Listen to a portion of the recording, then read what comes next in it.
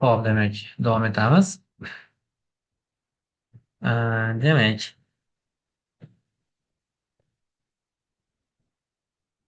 hop, demak, hop, o'ylab ko'rdinglarmi?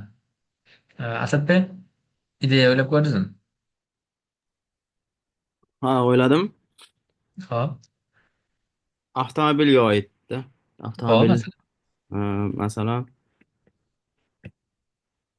a- avtomobil masalan klassifikationga oladigan bo'lsak, uni featurelari bo'lishi mumkin. E, Masalan, umuman olganda yoqilg'i sarfi bo'yicha oldim. Hop, Bunda feature e, qisqa masofa yurganmi e, yoki uzoq masofa yurganmi deganda buni binary qilish mumkin klassifikationga. Bu hmm, feature hamda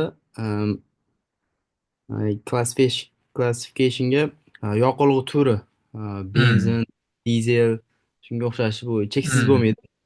Bu hmm. ham klassifikationga tiqsa bo'ladi Bu va bunda multiple class, bo'lmaydi, multi-class unit. multiple Hmm, bo'ladi, multiple bo'ladi. hmm, hmm. Hop. Yaxshi. Endi regressionga e, avtomobil yili, og'irligi shunga Hmm, o'xshash featurelar bo'lishi mumkin. Bu tushunarli. regressionga bo'ladi. Tushunarli bo'ldi, rahmat. Hop, Daniel aka, sizdachi? Siz ham o'ylab ko'rdingizmi? Ha, man ha, classificationda binary'ga keladigan bo'lsak, uh, bir yilda bir oilada uh, ko'pincha bola tug'iladimi yo qiz tug'iladimi? Hmm. Hop, yaxshi. Binary ekan bu. Hop. Ha, binary. Multiklassga esa futboldan aytadigan bo'lsam, bir komanda keyingi o'yin uh, yutadimi, yutqazadimi yoki necha Hmm. o'ynaydimi? Hop. Va regressionga uh, aholi sonini har yili hisoblash. Qanchaga o'sadi yoki umumiy Ha, nechta soni bo'ladi? ha, tushadimi, o'sadimi? Bo'ldi, yaxshi. Rahmat. Hop, demak, yaxshi. Men o'sha qanchalik tushunib olganliklarini bilmoqchi edim. Va o'sha mana bu birinchi qismda o'tkazilgan yana qo'shimcha kodlar o'rganamiz bugun. Birinchi qismda ko'rsatib o'tilgan kodlar esinglarda tursin. Ya'ni install qilish, import qilish, ikkinchisi, uchinchisi hid, tail va to'rtinchi mana bu number of unique bo'ldi. Yaxshi eslab qolinglar va bittali ustunni alohida ajratib olish va ikki yoki undan ko'p bo'lgan ustunni alohida ajratib olish uchun shu koddan foydalanamiz. Eslab qolinglar. Hop, demak, qisqacha sizlar bilan o'sha kodlar haqida gaplashdik, supervised machine learningni turlari haqida gaplashib o'tdik birinchi qism. Endi sizlar bilan bilib olishimiz kerak bo'lgan va har darsda buni ozgina o'sha ma'lum bir bo'laklarini bo'lib ketib o'rganamiz. Ya'ni umumiy bir proyekt deydigan bo'lsak, mana bu loyihamizni deydigan bo'lsak, misol uchun bugun ozgina joyini o'rganamiz, ertaga shuncha joy, uni o'rtasiga shunaqa joy qilib, mana bu umumiy o'sha proyekt qilishni tugatishimiz kerak bo'ladi. Ho'p, uni mana bu oraliqlari nima deb ataladi? Qanaqa bosqichlarimiz bor? Yoki boshqacha qilib aytadigan bo'lsak, biz o'sha loyihani noldan boshlab, end to end loyiha deyiladi. Noldan boshlab to'liq loyihani bajarish uchun qanday bosqichlarni bosib o'tishimiz kerak degan savol bo'lishi tabiiy. O'shani haqida gaplashamiz sizlar bilan. Hop, demak, birinchi bosqich bu data collection bosqichi hisoblanadi. Demak, birinchi darsimizda ham aytib o'tganman. Bu bizni masallig'imiz. Agar ovqat bo'lmaydigan bo'lsa, ya'ni ovqat qilayotganimizda uni masalliqlar bo'lmaydigan bo'lsa, biz ovqat qilishdan ma'no yo'q. Kartoshka, piyoz, go'sht, shunga o'xshagan masalliqlar bo'lmasa qilib bo'lmaydi. Xuddi shuningdek, bizni masalliqlarimiz nima bo'ladi? Bu data hisoblanadi. Hop, o'zi bu data collection eng asosiy bo'limlaridan biri hisoblanadi. Va biz bu oyda datani collect qilmaymiz, to'plamaymiz. Chunki bu qiyin protses. Uni o'rniga biz tayyor ma'lumotlarni ishlaymiz. To'plamaymiz, tayyor ma'lumotlarni ishlaymiz. Shu bosqichda o'rnida olib ketamiz va buni biz olishimiz mumkin. Demak, men aytib o'tganimizdek, yoki Kaggledan olishimiz mumkin, yoki GitHubdan ma'lumotlarni olishimiz mumkin. Men hozir ozgina tushuntirib o'tib ketaman, qanaqa qilib olish kerakligini va shunga qarab yana umumiy bosqichlarni bo'lib ketsak bo'ladi. Xo'p, qaranglar. Demak, birinchi Kaggle'ga kiramiz. Shunchaki Kaggle'ga kiradigan bo'lsanglar va albatta ro'yxatdan o'tasizlar. Ro'yxatdan o'tgandan keyin va mana bu yerda chap tomonda datasetslar turibdi mana menyuda. Datasetsga kirasizlar. Kirsanglar juda ko'plab datasetlar bo'ladi va aytaylik osonroq bo'lgan datasetni olishinglar kerak bo'ladi. Chunki bu yerda qanaqa umumiy qilib o'rganda AI ni rasmli datalar ham bor, tekstli datalar ham bor, so'zli datalar ham bor. Ya'ni biz foydalanmaydigan datalar ham bor-da. Shuning uchun uni o'rnini olish uchun demak ozgina e'tiborli bo'lamizda va mana bunaqa joyga qaraysizlar. E'tibor berasizlar 4 megabayt ekan. Kichkina mana bu 117 CSV fayl. 117 kilobayt ekan va buni o'qiysizlar. Buni konkret bir shabloni yo'q, ozgina vaqtinglar ketadi. Misol uchun mana bunga kiradigan bo'lsa, biz sentiment analiz dataset ekan. Ozgina tushasizlar va mana bu datasetni ko'rsanglar bo'ladi. Qanaqa holatda mana ustunlari, mana title, source, publish date shu usullari bor ekan. Demak, buni olsa bo'ladi. Hozircha bunaqa tekst ko'rinishida ekan mayli va uni nima qilasizlar? Mana bu yerda strelka bor mana.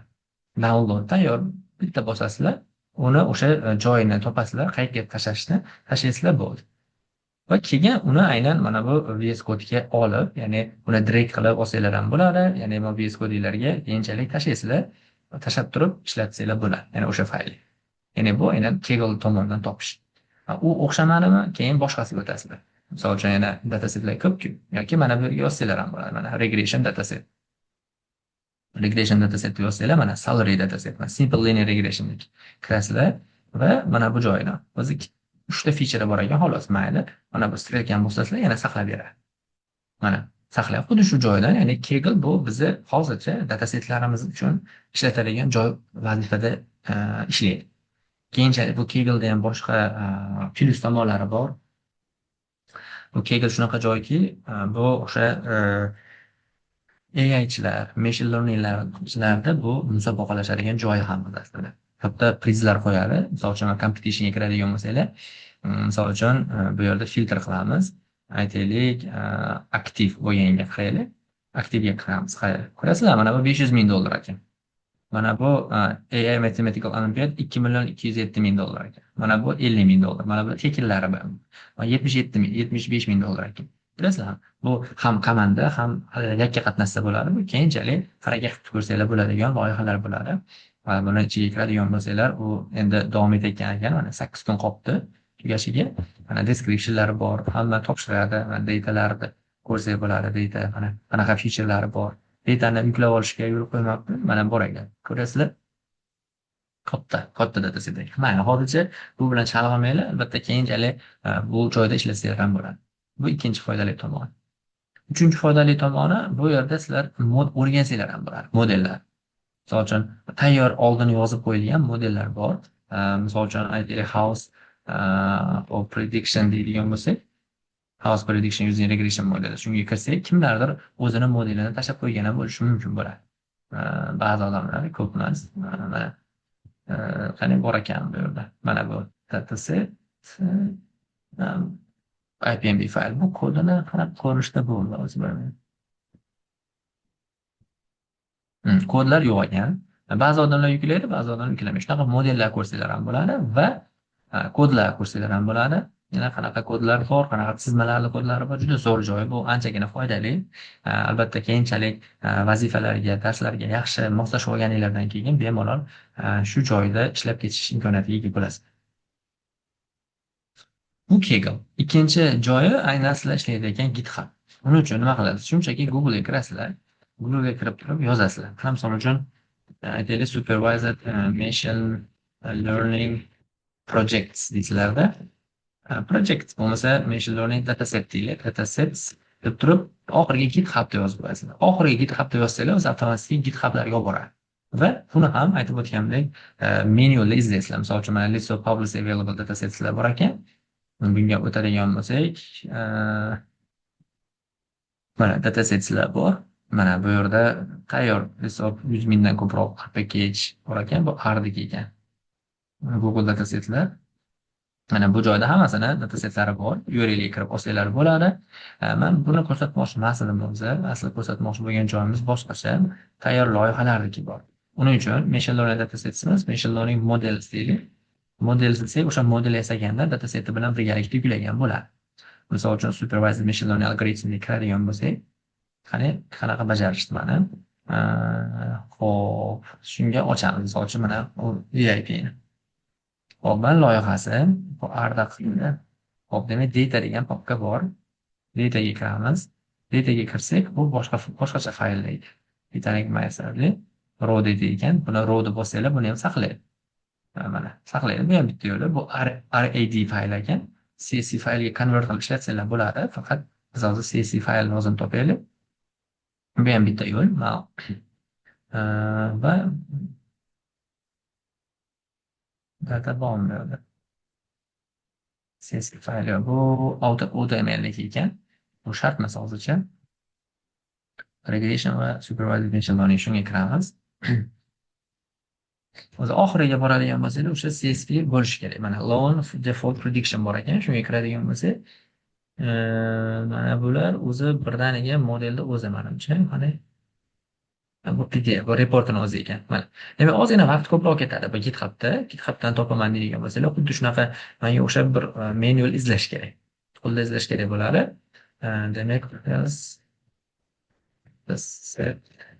CSV CSV birdaniga shuni yozadigan bo'lsak, mana customer churn modeling hozir ko'rsatayotgan datasetimiz Excelda ham bor. Excelda ham ishlab ketsanglar bo'ladi, bir xil qilib, CSV ga o'xshatib turib, ikkalasini tortsanglar ham bo'ladi. Mana IMDb dataset. Mana demak nima qilib yozdik? To'g'ri yozganimiz. Mana supervised machine learning models dataset CSV GitHubda yozadigan bo'lsanglar, o'sha hozirgi holatiga olib boradi. Mana va oxiri CSV bo'lganda olasizlar. Misol uchun mana yerda big bir sales bor ekan. Xohlaganini ochamiz. Misol uchun mana buni ochadigan bo'lsak ham mana va buni saqlayverasizlar. Mayli shunaqa ko'rinishda bo'lishi mumkin. U qiziqtirmaydi. Saqlab olasizlar, yana o'sha ko'rinishda saqlab beradi bizga mana. Download qiladigan bo'lsak, CSV ko'rinishda bo'ladi. Bu katta dataset ekan. Mana Microsoft Excel comma separated value fayli bo'lyapti. Comma separated value. Demak, shu bilan saqlab olsanglar bo'ladi. Xo'p, demak, birinchi bosqichni tugatdik sizlar bilan. Ya'ni datamiz bor endi. Mana hozir biz bu kodimizni ham oladigan bo'lsak, ko'ryapsizlar, datasetimiz bor. Datasetimiz bo'lyapti. Bu muammo yo'q. Endi ko'pchilikda menimcha bu muammo bo'lmasa kerak, bu joyga olish datasetni. Ya'ni o'sha bitta yo'li VS Code'ni ochib turib, ekranda kichik qilib, misol uchun drag qilib tashlash bor, tortib turib tashlash yo'li bor. Ikkinchi holat mana bu ikkinchi darsning ichidamanda hozir men. O'sha papkani bir xil ochib olish kerak. Bir xil ochib olib turib, o'sha datasetni shu papkaga tashlash kerak. Avtomatik shu joyda paydo bo'lib qoladi. Eslab qolinglar, demak, avtomatik shu joyda paydo bo'ladi. Shu bo'yicha qo'ysanglar ham bo'ladi. Hozir misol uchun menda ikkinchi qaysi oilaniki edik dars edik-a, hozir 1 minut. Hop, demak, VS Code'ga o'tamiz. Ikkinchi dars hozir. Yangi noldan VS Code ochamiz bitta. Ochamiz. Hozir men aniq papkani qayerdaligini bilishim kerak. Open folder qilamiz. Hop, demak, open folder qilsam, o'zingizlar papkalar ochiladi shunaqa joyda. Hop, endi machine learning darsiga kirsak, hop, bizda foundation emas, u model improvementniki edi menimcha. Hop, demak, ikkinchi dars. Shuni select folder qilasizlar. Mana xuddi shu joy ekan. Endi qaranglar, mana datasetni saqlab sizlarga ko'rsatib beraman. Misol uchun, mana boshqa datasetni olamiz birorta. Hozir bir xil dataset qolmasin. Misol uchun IMDb dataset bor ekan. Shuni oldimmi? Katta mana bunaqa yozuv chiqadi. Katta bu yerda ochmaymiz dedi. O'shaning uchun birdaniga saqlab olaverasizlar. Mana saqlaysizlar IMDb datasetni. Raw qiladigan bo'lsak, mana saqlayapti. Katta dataset ozgina. Bo'ldi. O'taylar bilmaymiz. Ya'ni ba'zida datasetlar structured bo'lmaydi. Biz structuredda ishlayapmiz, ustun qator bilan ko'rinishda bo'lishi kerak. O'shaning uchun structured bo'lmasa olmaysizlar buni. Hozirgi men IMDb datasetdan ko'rdinglar, reviewlar ekan, bu NLP niki bu. Keyinchalik ko'radiganimiz, mana boshqa datasetni olaylik, kichkinaroq, mana shuni oldik. Kichkinaroq dataset bo'lsin, tezroq ishlaymiz. Mana saqlayapti va hozirgi joyimizga saqlayamiz. Bir xil qilib. Hozirgi aynan qayerga yuklagan bo'lsak, xuddi o'sha joyga buni saqlab olamiz. Improvement ikkinchi dars. Mana saqlab olamiz. Bu yoki tushdi. Endi bu yoqqa o'tib kodga o'tadigan bo'lsak, mana avtomatik restoran paydo bo'ldi. Hozir yo'q edi. Bilasizlarmi, xuddi o'shanaqa qilinglar, balki bilishinglar ham mumkin. Endi men umumiy bilmaydiganlar uchun ham bir sidra buni takrorlab o'tdim. Demak, dataset muammo emas. Birinchi bosqichimiz, demak, doim dataset topib olamiz. O'sha fayl bilan buni yonma-yon qilib olamiz. Mana fayl bilan nima qildik? Yonma-yon qilib oldik. Bu ham aynan kerakli bosqich hisoblanadi. Xo'p, endi darsga qaytamiz. Endi keyingi bosqichda bizda data preprocessing degan asosiy bosqich bor. Ya'ni ma'lumotni tayyorlab olish bor. Mana data preprocessing, mana sizlarga ham osonroq yo'ldan tushuntirib beradigan bo'lsam, o'sha birinchi darsda ham aytganman. Ya'ni o'sha o'qituvchi o'quvchiga ma'lumotlarini yaxshi sayqallab kelmasa yoki qiyin tilda aytsa yoki o'qituvchi ma'lum bir joylarini tashlab ketsa, unda o'quvchi yaxshi o'rganmaydi, to'g'rimi? O'qituvchi tomonidan bo'ladi. Shunaqa holat bo'larkan. Bizda ham xuddi shunaqa. Demak, ma'lumotlarimiz o'sha yaxshi, bizda datalarimizda asosiy shartlari bor. Eslab qolinglar. Data ko'p bo'lishi kerak. Bir, ikkinchisi o'z-o'zidan sifatli bo'lishi kerak. Demak, uchinchisi sohaga aloqador bo'lishi kerak, to'rtinchisi ishonchli bo'lishi kerak. Xo'p, endi ko'pligi emas, hozirgi urg'u berishimiz kerak bo'lgan narsa sifatliligiga. Qaranglar, mana misol uchun har xil holat bo'ladi. Mana buni ochadigan bo'lsak ham ko'rasizlar, bunaqa joyda tushib qolgan qiymatlar bor. Mana, ya'ni bu datasetni biz sifatli deya olmaymiz-da. Sifatli bo'lish uchun bunaqa tushib qolgan qiymatlari bo'lmasligi kerak. Bu birinchidan. Ikkinchidan, ko'rasizlar, bunaqa tekst ko'rinishida ham male, female, ya'ni qaysiki buni kompyuter tushunmaydigan tilda. Demak, kompyuter tushunadigan tilga o'girib olish uchun nima qilish kerak? Buni bitta datasetimizni bir turdan ikkinchi turga o'tkazishimiz kerak bo'ladi. Convert qilishimiz kerak. Yoki encoding qilishimiz kerak. Fam tilida aytadigan bo'lsak. Bu ham mana bu biz o'tayotgan preprocessingning asosiy bo'limi hisoblanadi. Bundan tashqari, e'tibor berayotgan bo'lsanglar, mana bu sonlar 0, mana bu 34 bor, mana bu yerda 1889 bor. Ya'ni sonlar o'rtasida juda katta farq bor. Mana misol uchun 1 bilan buni solishtirsak, 1800 barobar katta. Qiymatlar orasida tarafkashlik bo'lmasligi uchun, ya'ni katta qiymat tomonga javob ketib qolmasligi uchun biz qiymatlarni bir xil oraliqqa tushirib olishimiz kerak. Tushunasizlarmi? Ya'ni qiymatlar orasida shunaqa katta farq bo'ladigan bo'lsa, ularni bir xil oraliqqa tushirib olishimiz kerak. Bu ham bizning eng asosiy ishimiz hisoblanadi. Ya'ni bu scaling protsess bo'ladi. Scaling bosqichi bo'ladi. Aynan uni o'sha ishni biz amalga oshirib ketishimiz kerak bo'ladi. Scaling juda muhim bo'lgan bosqich hisoblanadi. Hop, demak bu ayniqsa scalingga urg'u beringlar. Demak, bu ham muhim bo'ladi. Bu o'sha bizni mana bu data preprocessingda 3 ta asosiy bo'limi, biz buni o'rganishni boshlaymiz xudo xolasa.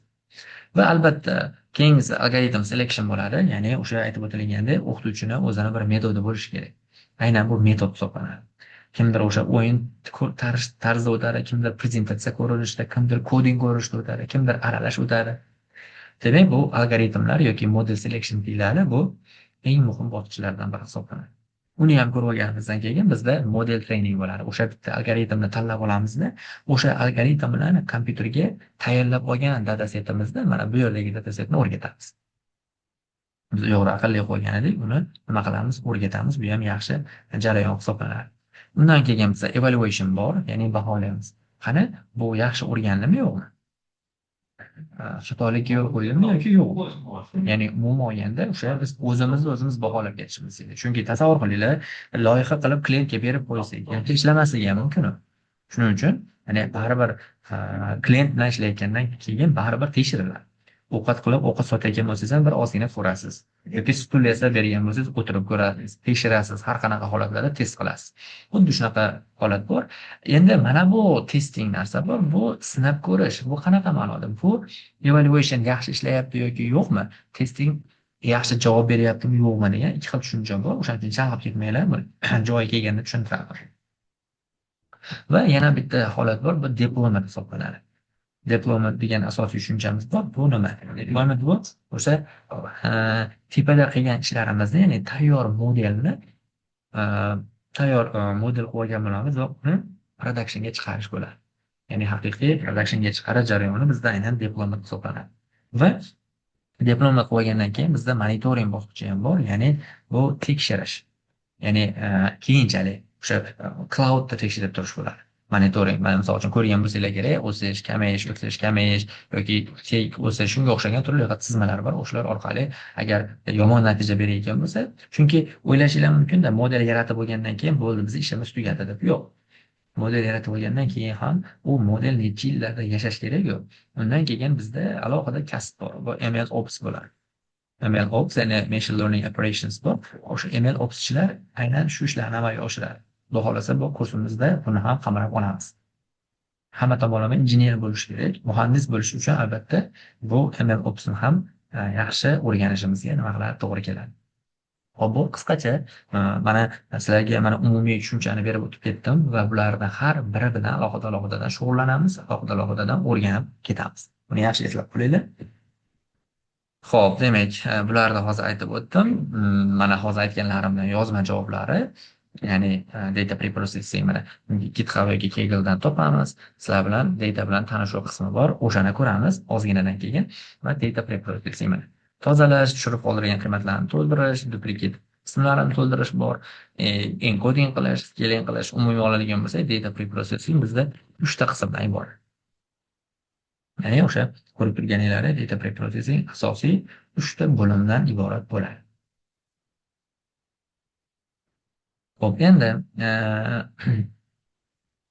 Xo'p, endi bu ozgina keyingi jarayon. Men shunchaki qo'shimcha ma'lumot o'rnida aytib o'tib ketdim. Bunga chuqur yondashishlar kerak emas. Ya'ni hozir aytib o'tgan gaplarim bular uncha muhim emas. Va Kaggle bilan GitHubda aytdim va data bilan ishlashni ko'ramiz. Qaranglar. Bizda kodiga o'tib olamiz hozir.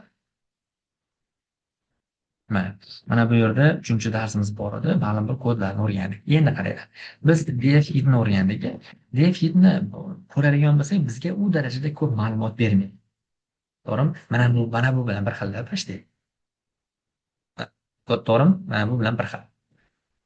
Yo'q, bizga loyiha qilishdan oldin chuqurroq ma'lumot olishimiz kerak.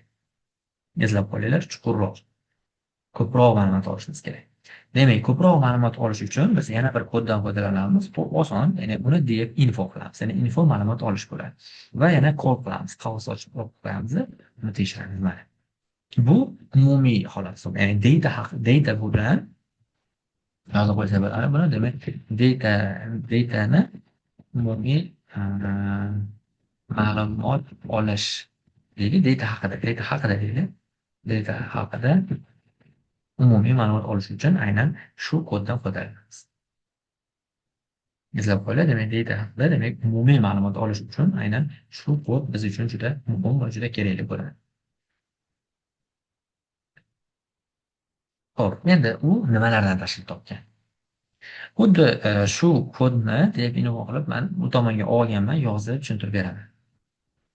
Xo'p, qaranglar, data bilan tanishuv bor. Mana xuddi shunga o'xshagan joyi. Mana, ya'ni mana bu qora ekrandagiga e'tibor beringlar hozir va mana bu tomon bir xillarda. Xo'p, demak, bu deb info qiladigan bo'lsangiz, sizlarga qaysi ma'lumotlarni beradi? Xuddi shu ko'rinishda chiqadi doim. Xo'p, demak, bu pandas. Mana pandas kutubxonasi yordamida ish qilayotganinglarni ko'rsatadi. Ikkinchisi, sizlarda nechta qator element borligini, necha dona element borligini ko'rsatadi. Qator elementlari umumiy. Hozir umumiy ko'radigan bo'lsak, mana bu datasetda 530 bitta ekan. 530 bitta hisoblanadi. 0 dan boshlanadi. Eslab qo'yinglar, indeksing 0 dan boshlanadi va 531 bitta ekan. Endi bu yoqqa o'tib tekshiradigan bo'lsak, mana buning bizda nechta ekan? 7043 ta ekan. Ya'ni bu katta dataset hisoblanadi. Doimo shunaqa joy ko'rishga, ya'ni deb info orqali o'qishni o'rganishinglar kerak. Hozir men sizlarga o'sha data haqida umumiy ma'lumot olishni yoki data haqida umumiy ma'lumot beruvchi kodni o'qib tushuntiryapman sizlarga. Bundan keyingisi mana 0 dan 530 gacha va total data columnlar, data ustunlari nechta ekan? 19 ustun bor. 19 ustun bo'ladigan bo'lsa, demak 18 ta input qiymat bo'ladi va bitta output qiymat bo'ladi. Doimo shuni eslab qolinglar. U boshida bo'lishi mumkin, o'rtada bo'lishi mumkin. Uni qizig'i yo'q, hozircha bizga. Va mana bu ustunimiz bizda shart reshotka ustunimiz bu shunchaki tartib raqami 0 dan boshlayapti. Ustunlarimiz 18 gacha va mana bu kolumnlar, ya'ni umumiy ustunlarimiz. Umumiy ustunlar mana. Katta setimizda ID, player name va hokazo bor ekan. Buni yaxshi eslab qolinglar va undan keyin null count bor. Ya'ni o'sha tushib qolgan qiymatlari bormi yoki yo'qmi ko'radi. Buni zo'r tekshirish yo'li bor. Qaranglar. Mana bu joyda 531, e'tibor berayotgan bo'lsanglar, hammasida 531 turibdi. Bu degani tushib qolgan qiymat yo'q degani. Endi mana bu joyga ko'radigan bo'lsak, 7043 mi? Ne e'tibor bersangiz, mana bu yerda 7038 ekan. Bu degani 5 ta tushib qolgan qiymat bor degan. Pastiga tushsa 7042 ekan. Bu degani bitta tushib qolgan qiymat bor degan. Va hokazo. Ko'rasizmi? Demak, bu o'sha bizga osongina qaysi ustunda nechta tushib qolgan qiymat borligini ko'rsatib beradi. Ya'ni bu ustunimizning vazifasi shu. Non count. Mana va eng muhim bo'lgan joylarga yetib kelyapmiz sizlar bilan. Bu muhim bo'lgan joyimiz qaysiki? Mana bu D type. Bu o'sha data type'ni beradi. Endi chap tomonga qarasizlar. O'tgan safar sizlar bilan mana buni o'tdik. Data type mana bizda integer, float, string va boolean bo'lishini ko'rsatib o'tdim. Mana o'tgan darsda savol-javobda ham sizlarga berib o'tdik. Xo'p, endi bundan olishimiz mumkin, xulosa olishimiz mumkinki, demak, integer ko'rinishi datamizda, haqiqiy data setimizda qanday bo'ladi? E'tibor berayotgan bo'lsanglar, mana integer 64 ko'rinishda bo'lyapti. Har xil. Demak, bizda bo'lishi mumkin ekan bu. Demak, integer 64 bo'lishi mumkin, 32, 8 har xil. Ya'ni o'sha qancha datani, o'sha ustundagi qiymatlar, ma'lumotlarni qancha ko'p egallaganligiga qarab har xil bo'ladi. Bundan keyingisi mana datada float, ya'ni har doimo bo'lishi shart degani emas, balki faqat integer bo'lar yoki faqat float bo'lar. U har xil. Hozir endi bizning holatimizda aralash kelib qoldi. Mana bu yerda ham shunaqa. Bu yerda ko'rayotgan bo'lsanglar, integer yo'q ekan. Ko'ryapsizlarmi? Faqatgina object bilan floatdan tashkil topibdi. Ya'ni har xil bo'ladi. Ya'ni datasetlar meniki bilan sizniki bir-biri bilan aniq nima bo'ladi, farq qiladi. Endi floatlar ham xuddi shunaqa bo'ladi. Ya'ni mana demak float bu ham 64 bo'lishi mumkin, 32 bo'lishi mumkin, 8 yoki 16 bo'lishi mumkin. Bu yerga 16 ni yozib qo'ying. Bundan tashqari eng muhim joylardan biri object mana. Object. Bu objektimiz bizda string bo'ladi. Object. Mana. Ya'ni string ko'rinishida kam keladi, uni o'rniga object keladi va bunaqa raqamli bo'lmaydi. Mana bu yerda ham ko'rayotgan bo'lsanglar, bizda faqatgina objektlarimiz ko'p. Ya'ni o'sha textli bo'ladimi, mix bo'ladimi yoki aytaylik o'zi son, lekin birorta nuqta, ko'paytiruv, shunga o'xshagan amal aralashib qolsa ham bu o'zgarib qoladi. Ya'ni objektga o'zgarib qoladi. Objekt butun bir obyekt bo'ladi. Ya'ni mix holatlari ham objektning ichiga kirib ketadi. Shuni yaxshi bilib olishimiz kerak bo'ladi. Hozir bizda boolean yo'q ekan, boolean kam keladi o'zi. Lekin buni ham bilib qo'yishimiz kerak. Mana. Va datamizni demak mana bu ustuni bilan ham alohida ishlaymiz. Har bir ustuni bilan alohida bizning ishimiz bo'ladi. Har bir ustuni bilan shug'ullanishimiz kerak bo'ladi biz o'sha haqiqiy yaxshi loyiha qilishimiz uchun. Endi undan keyin mana bu tagidagi ma'lumot ham bor. Bu tagidagi ma'lumot bu umumiy xulosamiz. Mana aytayapti. Floatdan 5 ta ekan sanasak, floatimizdan umumiy mana bitta, ikkita, 3 ta, 4 ta, 5 ta ekan. Integerdan 11 ta, objectdan 3 ta va memory usage, ya'ni qancha hajmni egallayapti? Bu 78.9 kilobaytdan ko'proq. Mana buni ko'radigan bo'lsak, bu ko'pligi uchun 1.1 megabaytdan ko'proq. Ya'ni kilobayt, megabayt, kilobaytdan ko'pligini bilamiz. Xuddi shunaqa demak, ko'rdinglarmi? Mana bu def info bitta ozgina kichkina kodimiz, bitta info degan kodimiz qancha ma'lumot beryapti. Mana bu sizlarga menimcha bu 5 yo 6-chi kod bo'ldi. Buni ham albatta uyga vazifa qilib beraman. Yaxshilab o'zingizlar yangi dataset topib, noldan hamma o'tilgan kodlarni yozib berasizlar. Men baholayman va darsda yana so'rayman. Ko'rdinglar, def infoni qancha ma'lumot berishini. Endi yana bitta qo'shimcha kod o'rganamiz, qaranglar. Mana bu tushib qolgan qiymat haqida gaplashdik-ku. O'sha haqida. Ya'ni, misol uchun, yana ham osonroq kod bormi degan xayol kelishi mumkin sizlarda. Ya'ni tushib qolgan qiymatlar hozir mana bu def infoni qilsak, aralashda. Buni ichida o'sha data type'ni topish ham bor, har xil ma'lumotlar bor. Yo'q, bizga aniq, konkret tushib qolgan qiymatlarni aniqlab beradigan yoki o'sha tushib qolgan qiymatlarni aniqlash uchun ishlatiladigan kod bor.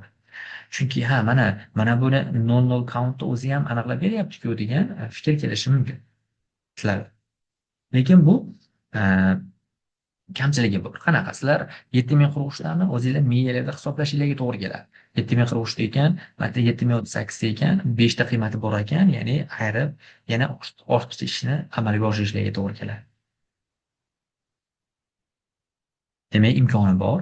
Bu ishni amalga oshirish, buyurish, ya'ni def info orqali emas, boshqa usul bilan osonroq topishimiz mumkin.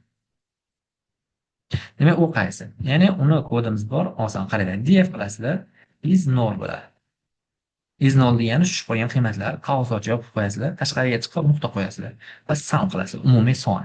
Yana qavs ochib qo'yadigan bo'lsangiz chiqarib beradi. Mana hamma ustun va ular bo'yicha tushib qolgan qiymatlar. Qaranglar, matdagi ikkinchida turganida 5 ta tushib qolgan qiymat bor edi. Mana ko'ryapsizlar, rostdan 5 ta tushib qolgan qiymat. Nollarda tushib qolgan qiymatlar yo'q. Mana birlarda bor, birda bor, bunda ham bor. Bularda yo'q. Mana ko'rdinglarmi? Osongina tushib qolgan qiymatlarni aniqlash imkoniyatiga ham ega bo'ldi. Endi mana bu def is 0 da yana ozgina boshqacharoq kodi bor. Misol uchun, agar def is 0 o'zini topganimizda, sizlarga bunaqa true false ko'rinishda chiqarib beradi. Bu ham qiyin ortiqcha. Uni o'rniga nuqta any qiladigan bo'lsanglar, ya'ni bunda aytyapmiz. Def birorta tushib qolgan qiymati bormi deb. Buni ko'rsanglar osongina topib beradi. Ya'ni bunda false degani tushib qolgan, noto'g'ri degani, bu degani rostdan tushib qolgan qiymat yo'q deb. True degani bor degani. Ya'ni bu boolean orqali topish, bu haqiqiy konkret son orqali topish hisoblanadi. Boolean orqali, son orqali topish, mana ikkalasini aniq farqiga borib olinglar. Albatta, bu biror dataset topib, buni ustida ishlashinglar kerak bo'ladi. Bu vazifa, shuncha aytaman. Xo'p, qanday qancha vaqtimiz bor? Xo'p, demak, bizda yana o'tishimiz kerak bo'lgan mavzu bu conditionlar hisoblanadi. Demak, o'sha qancha ko'p ma'lumot bilan ishlaganimizdan keyin ularni boshqarish, ularni ustida amallar bajarish qiyinlashib ketadi. Shuning uchun yordamchi elementlar topilingan aynan conditionga o'xshagan. Demak, conditionlar qanaqa? Demak, ma'lumotlarni boshqarish, nazorat qilish, filtrlash uchun ishlatiladigan kodlar bloki bu conditionlar hisoblanadi. Ya'ni agar bunaqa bo'lsin degan ma'noda. Mana boshqa dasturlash tilini bilganlar bor, bu deyarli hamma dasturlash tilida bor. Bu conditionlar hisoblanadi. Demak, buni biz Python bo'yicha parallel bilimlarni o'rganishda davom etamiz va uni albatta machine learningga qo'llaymiz. Ko'rdinglar, data type'larni o'tga qo'lladik. Shunaqa. Xo'p, endi shuni ozgina ko'rib ketishimiz kerak. Mana bu tagida conditionni ko'rib ketamiz, sintaksini bilaylik. Misol uchun oddiy bitta soddoroq misol yozamiz. Mana bu yerga men bitta markdown tushirib olaman. Mana qaranglar, conditionslar. Hop, men misol uchun oddiy birinchi datasetga tadbiq qilmaymiz birdaniga. Birdaniga oldin mana bu Pythonda o'zida o'rganib olamizda, keyin o'tib ketsak bo'ladi. Misol uchun agar son musbat oddiydan boshlaylik bo'lsa yaxshi. Aks holda yomon degan so'zni ekranga chiqaring. Ifni qanaqa qilib ishlatib ketsa bo'ladi? Shu misol orqali tushuntirib beraman, qaranglar. Birinchi if yozamiz, o'sha keywords. Endi qaranglar, oldin a teng deylik, bitta son berib olamiz. Misol uchun 4 deylik. If a 0 dan katta bo'lsa, print deylik-da, misol uchun yaxshi deylik. Va shu joyda tugatadi. Ya'ni kod ishlaydi yo'q. Mana yaxshi deyapti. Lekin mana shu 4 ni oldiga manfiy qo'yib qo'yaman. Manfiy qilib qo'ydim. Unda ishlaydi, xatosiz ishlaydi, lekin javob chiqarmaydi. Chunki biz aytmadik-da, manfiy bo'lsa nimani chiqarishni aytmadik. Mayda shartida turibdi, shartida, lekin bu yoqda aytmadik. Shuning uchun biz o'rniga nimadan foydalanamiz? Elifdan. Manfiy bo'lsa, 0 dan kichik degani manfiy degani. Qayt bo'lsinda, o'rniga nima qilamiz? Yomon qo'yamizlar. Mana bu yomon chiqadi. Endi 4 ni o'chiramizdan 0 qilib qo'yamiz. Unda ham hech bola ishlamayapti. Chunki 0 bo'lganini aytmadik-da. Musbat bo'lishini aytdik, manfiy bo'lishini aytdik, 0 bo'lishini aytmadik. Uning uchun nima bo'ladi bizda? Bitta else qoladi. Uchinchi shakli else ni kirgizadigan bo'lsak va print bo'lsa bizga 0 bo'lsa, o'rtacha degan yozib chiqarib bersa degan misol uchun. Yoki 0 degan yozib chiqarib bersa degan. Haqiqatan 0 chiqaryapti. Endi bunga boshqa musbat son qo'yadigan bo'lsak, to'g'rida mana ishlab ketaveradi. Tushunasizlarmi? Demak, umumiy olganda condition o'sha if, elif, else'lardan tashkil topadi. Yoki har doim ham elif bo'lishi shart emas, faqatgina if bilan else ni o'zi ham ishlab ketadi.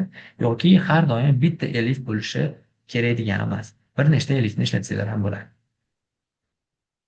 Mana misol uchun baho deylik-da, baho teng deylik-da, 4 deylik misol uchun. Agar bahosi 5 bo'lsa yaxshi, 5 bo'lsa a'lo, 4 bo'lsa yaxshi, 3 bo'lsa o'rtacha, shunga o'xshagan savollar bor. Ya'ni unda elifni ko'p ishlatishni talab qiladi. Misol uchun if deysizlarda baho teng deysizlar, 5 bo'lsa print a'lo bo'ladi. Bo'ldi, keyin elif qo'yasizlar. elif baho teng 4 bo'lsa, unda print bo'lsinda, unda yaxshi bo'lsa. Va endi ko'p 3 ham bor. O'shaning uchun 3 ga yana bitta elif yozaverasizlar. 3 bo'lsa, unda print bo'lsinda, bunda o'rtacha bo'lsin. Yana elif qo'yasizlar. Baho 2 bo'lsa, nima qo'yaylik? Print yonmoq deysizlar. Misol uchun. Keyingisida endi else deb ketsanglar ham bo'ladi. Boshqa hamma holatlarda xatolik bor, endi bir olishi mumkin emas. Xatolik bor yoki juda yomon deb qo'yasizlar. Xatolik bor emas, bizga katta son berib yuborgani uchun, misol uchun 6 baho bo'lmaydi, 5 balli sistema bo'layotgan bo'lsa, shuni tekshiradigan bo'lsanglar, mana yaxshi chiqyapti, chunki 4 baho olgan.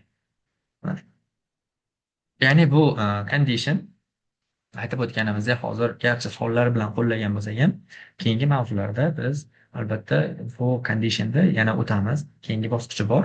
Shu bosqich uchun men ikkita misol yozib qo'yaman. Soddoroq misol, o'tgan safariga o'xshab buni ishlaysizlar va albatta tayyor bo'lib tursanglar, mana bu machine learning mavzusi keladi va uni qo'shib o'rganamiz. Demak, conditionda keywordlariga yaxshi ahamiyat beringlar. Bu muhim bo'ladi. Uncha murakkab bo'lmaydi. Xo'p, demak, mana ikkinchi qismimiz ham tugayapti. Demak, sizlarga men review qiladigan bo'lsam, demak, bugun sizlar bilan anchagina ma'lumotlar o'rgandik. Supervised machine learning turlarini o'rgandik, bir-biridan ajratishda bu birinchisi. Ikkinchisi, machine learning modeli yaratish uchun qanaqa ketma-ketliklar bor, uni o'rgandik. Uchinchisi, Kaggle va GitHubdan dataset topishni o'rgandik. To'rtinchisi, data bilan ishlashda kodlarni o'rgandik. Anchagina kod o'rgandik, menimcha 6 tacha va 5-chi o'rgangan narsamiz bu condition bo'ldi. O'zi umumiy olganda ancha ma'lumotlar bor. Lekin buni albatta qo'shimcha ishlab mustaqil kuchaytirishinglar kerak. Mustaqil degani tashqaridan ma'lumot o'rganishinglar shart emas. Shu o'rganganlarda mustahkamlaysizlar. Endi bugundan qo'shimcha ma'lumotlar bo'lmaydi. Uyga vazifada faqat men o'zim beraman. Uyga vazifani hozir tushuntirib beraman. Mana uyga vazifamiz qanaqa? Uyga vazifada 3-dars uchun report yozasizlar. Iloji boricha o'sha demak qisqa va tushunarli yozsanglar ham bo'ladi. Yani qisqa degani ozgina yozib qo'ymanglar, nimani tushundinglar. Ya'ni reportni ketma-ket yozmanglar. Qanaqadir bir-biriga aralashtirib, uzilgan bo'lsa, bir-biriga bog'langan bo'lsa. Bog'lanib yozadigan bo'lsanglar, keyinchalik o'sha dars qilayotganda ham, takrorlayotganda ham ancha foydali bo'ladi. Keyingisi Kaggle va GitHubdan dataset toping, ikkalasidan biridan va darsimizga kodlarni yozib chiqing. Qaysi kodlarni yozgan bo'lsa, yozib chiqinglar, men kodlarni kanalga tashlab qo'yaman. Va fayldagi misollarni ishlanglar. Uni ham o'sha joyida tashlab qo'yaman va albatta o'tilganlar takrorlaylar. Mana bu 3 ta qismda demak biz anchagina ichkariga kirdik. Xudo xolasa, albatta foydasi bo'lishi kerak. Mana bugungi darsimiz bo'yicha kimda savol bor? Savol bo'lsa so'rashinglar mumkin. Bemalol beraveringlar. Tushunmagan joylar bo'lsa.